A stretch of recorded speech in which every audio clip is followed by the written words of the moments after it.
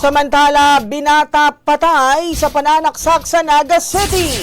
Tatlong mga sospek, pawang mga menor de edad.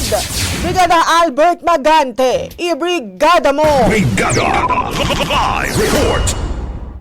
Ang isang 18 anyos na binata matapos na saksakin sa St. Clair, Barangay Concepcion, Pequeña, Naga City hapon nitong Abril 22, 2025. Sinabi sa Brigada News FM Naga ni Police Staff Sergeant Robert Aguillon, ang Assistant Public Information Officer ng Naga City Police Office, nangyari ang insidente tanghali nitong Martes. Nagkaroon muna umano ng argumento nang mapadaan ang biktimang si Justin, residente ng nasabing lugar sa naturang kalye. Isa sa mga suspek na 15 anyos ang naglabas ng kutsilyo at sinaksak ang biktima na naging daan ng pagkamatay nito. Mabilis na tumakas ang mga salarin matapos ang pangyayari, pero kalaunan ay nahuli rin sa hot pursuit operation at sa ngayon ay nasa pangalaga na ng Children's Home sa naturang lungsod at sasampahan ng kasong homicide ang 15 at 17 anyos na suspek, habang pinagbabayan naman ng kaukulang danyos ang 14 anyos na menor sa pamilya ng biktima. Base na din sa initial investigation, ini pong 15 anyos, yun daw po ang may darakang kutsilyo. As in, and we assume na yun ang nakakasaksak sa victim.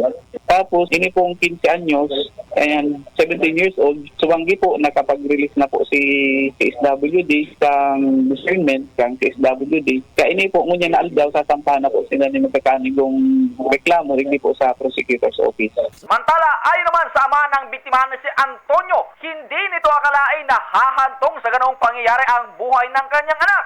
Anya, masakit sa damdamin bilang ama dahil mabait si Justin. Naniniwala ito na inggit ang ugat ng pagkamatay nito. Ay mako yan po sa talaga sa buot ko, makudong na maray. Kaya na yung aki kupot pupong ini, mabuot ang pati niyo. Bakong gayong kuya na maray niyo pasaway. Kaya lingkungan ni, nayanggit sa aki ko, ano kuya, ang pagka-pangyari ka ninyong pagkasaksak.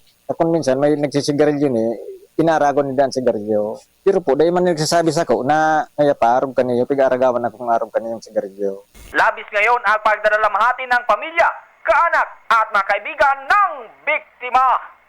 In the heart of changing lives, ako si Brigada Albert Magating ng 103.1 Brigada News FM Naga, the Music and News Authority.